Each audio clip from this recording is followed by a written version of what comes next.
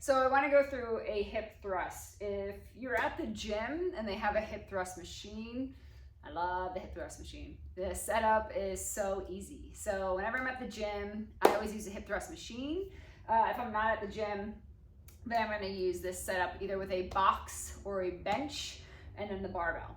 Okay, if you're someone with a shorter torso, a shorter soft box would be more appropriate for you so that you're not having to like hike yourself up on the bench. Because what we want is for the bottom of our shoulder blades, right about here, the base of those shoulder blades to be supported on the bench. So if you find if you're sitting, you know, down in front of the bench and the bench is super high up on you, maybe you're going to use like a 12-inch box or something, this soft box to perform it on. You could use a hard box, but you'd want to use maybe like a yoga mat folded over the corner because it's not going to be the most comfortable thing in the world. Okay, if you're at the gym too and they don't have a hip thrust machine, you can always use a Smith machine. That will work as well if getting the barbell and everything is too cumbersome or the setup just won't work. Okay. If you're going to use a barbell, I highly recommend that you use the hip thrust pad. I don't have one here today, so I will not be going that heavy, of course, just to demo. But if I was going to be going heavier, I wouldn't do it without the hip thrust pad because it can be very uncomfortable on your hip bones, especially if you're, you know, have a wider, bonier pelvis. Okay, you can use a yoga mat folded up, or you could use like one of those foam kind of pads right over your hips, perfectly fine. But I highly recommend you use that. If you don't have, or if you're not comfortable with the barbell, you can always place a dumbbell or a bumper plate or something on your hips, okay? When you go for your setup, right, you wanna think of base of shoulder blades or bottom of your shoulder blades are supported or lined up on that bench.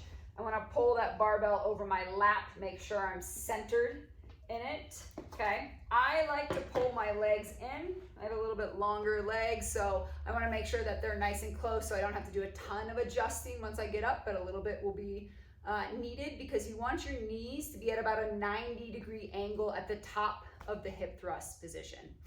You wanna make sure, again, that rib cage stays tucked. We talk about that a lot. So rib cage stays tucked down towards our pelvis.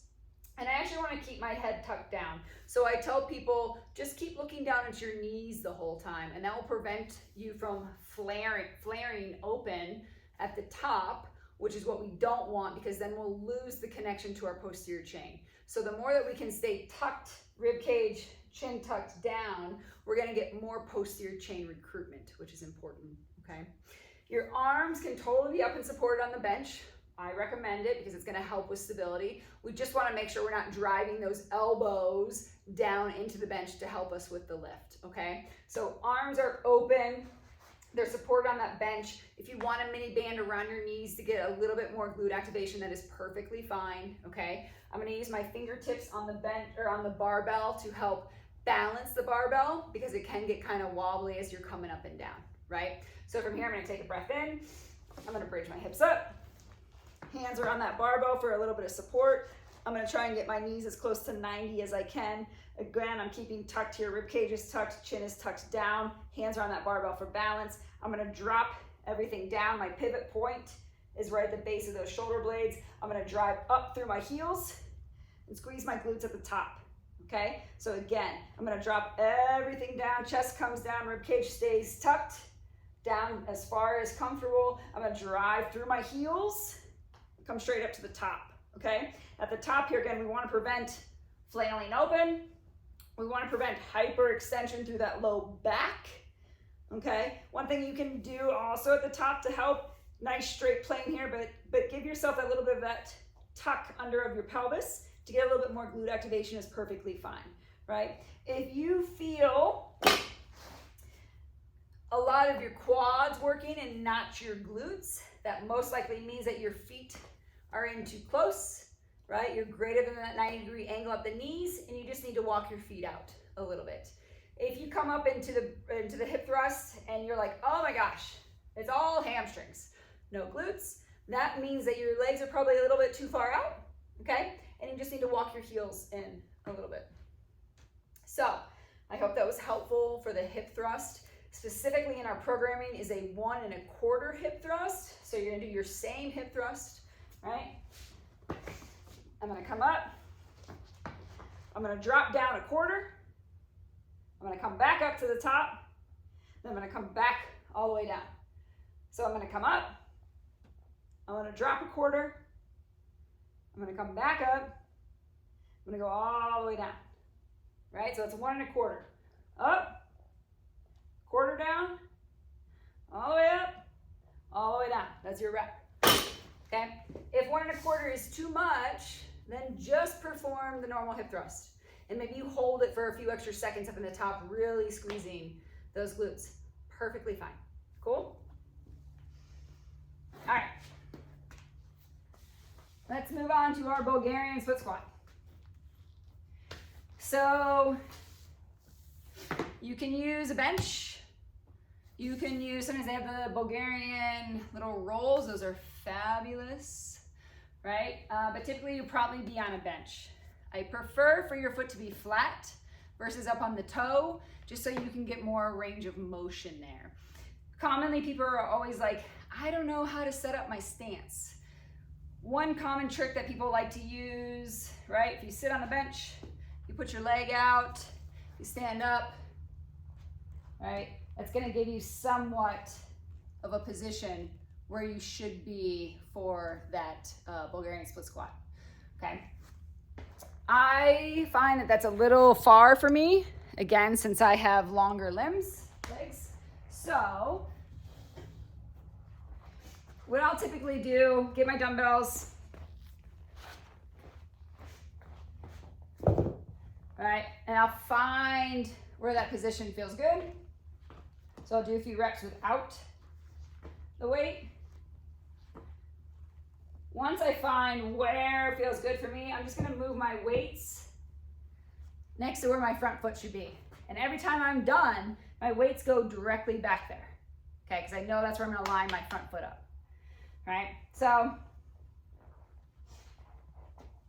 gonna pick up my weights. I'm gonna get my back foot flat on that bench. I'm gonna engage my core, and I'm gonna focus on sitting down and back into my back leg, driving up through my front. Again, I'm gonna sit down and back, let that back knee drop back towards the bench, then I'm gonna drive up through my front leg. So if I switch sides, show you this way, right? Drop down and back, drive up through the front, okay? I'm really paying attention to my front knee position. I don't want it to be wobbling all around. So knee tracks over that 3rd and 4th toe, down and back, drive it up. Your trunk position is gonna play a big role in if you're biasing your quads or your glutes, right? So the more that I hinge forward, the more glutes I'm gonna activate, right? The more my trunk stays upright, the more quads I'm gonna get, okay? I prefer for these to be performed either barefoot or in a nice flat shoe. These are not ideal. These are what I have today, but you might find that it's extra wobbly. So a flat shoe or no shoe, it's great, okay? Another one that you have in is a front foot elevated squat. So let me show you that.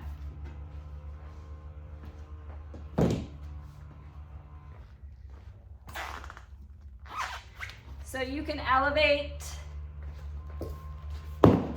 on a plate or a small hard box, you know, like one of those Reebok boxes or something that's all the way down. Both of those are perfectly fine. You'll be doing a little bit less weight for this compared to just your normal split squat, okay? So one foot is up, your other leg is back, and the goal really is to go into that negative range of motion if you can. So my back knee is gonna drop lower than the plate, okay? So again, I'd rather have you go less weight, focus on trying to get through that full range of motion than trying to load up heavy, and then you're only able to do like half or quarter of the range, okay? Once that feels good, if you can go and step off and then back up to the top, I really want you to focus on driving through that front glute. So I'm gonna drive it down, and I'm gonna drive up to the top versus pushing, off that back leg. That drive really comes from this front leg, right? So I'm gonna come down into my lunge. My drive comes from here to pull me back up to standing. Cool? Okay. If you can't go through that full range of motion, like that's fine, perfectly fine, okay? I really want you to still focus on that drive up, right? You will still get benefit being the fact that your front foot is elevated up. We're gonna recruit a little bit different muscle fibers to perform the exercise. So you'll still get the benefit from not going through the range of motion. But I want you to focus first on getting the range of motion if you can. If not, that's fine, but still really make sure that that form's dialed in and you're really using that front leg to drive up and down with, okay? Next one is a drop squat. So, I'm gonna grab a kettlebell, I forgot real quick. I'm gonna grab a kettlebell.